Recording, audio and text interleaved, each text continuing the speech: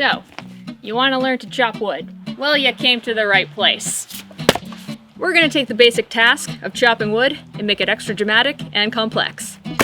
And hopefully educational. Okie dokie, let's head to the chopping block.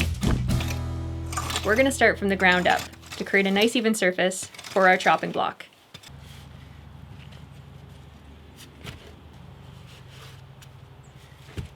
And once we have our target nicely placed on the chopping block, it's time for the chopping stance.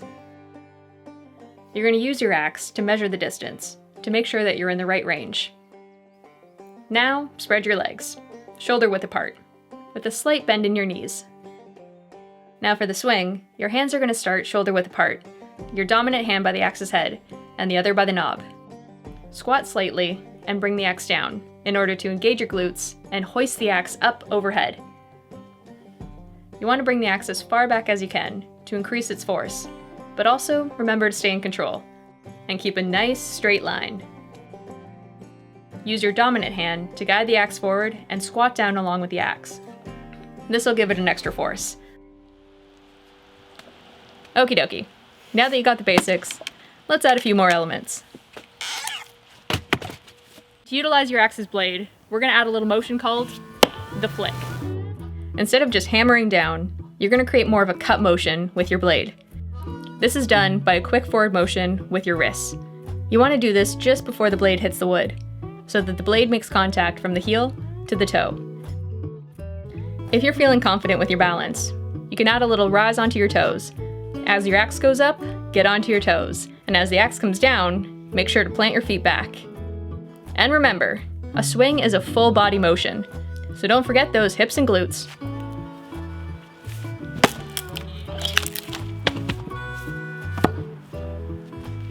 Let's dive into a few things to avoid while chopping.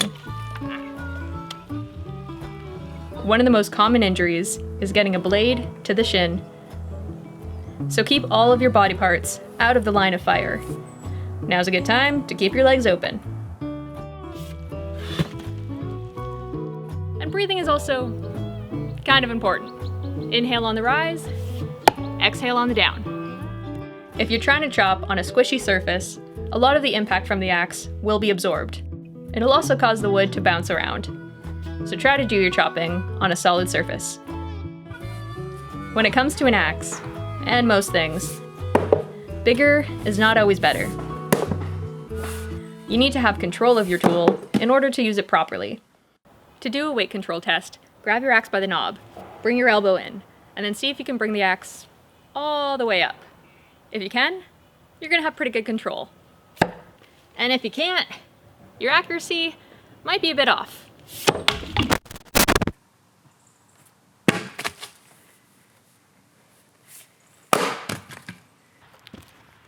Your axe will get stuck.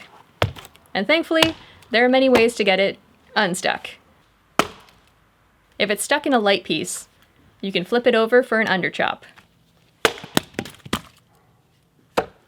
If it's stuck in a bigger piece, you can try to push down the knob or even hammer it down to break the head free.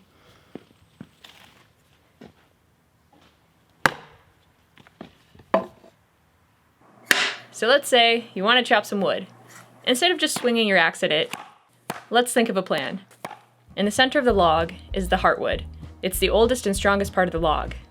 So you can try to chop right down the middle, but it might take a bit more effort to start.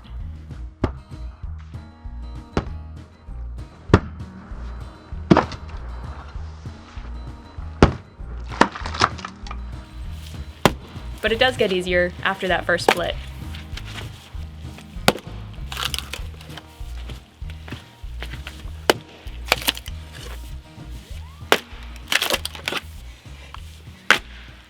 Alternatively, you can also go piece by piece by chopping around the edge before tackling the middle, which tends to be a bit easier. Let's talk about something people do not like to talk about. Yep, knots. Knots are where a tree branch used to be. The branches have been limbed off after the tree was felled.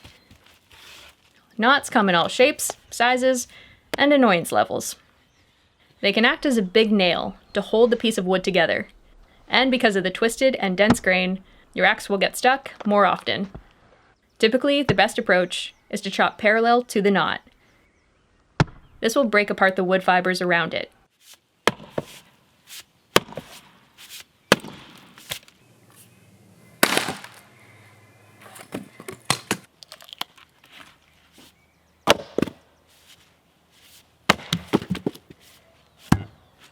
And then you can kind of carve it down.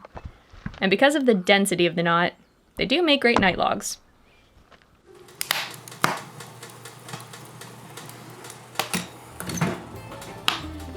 And now that you know all the techniques, just repeat them a couple thousand more times. As they say, fire what heats you twice.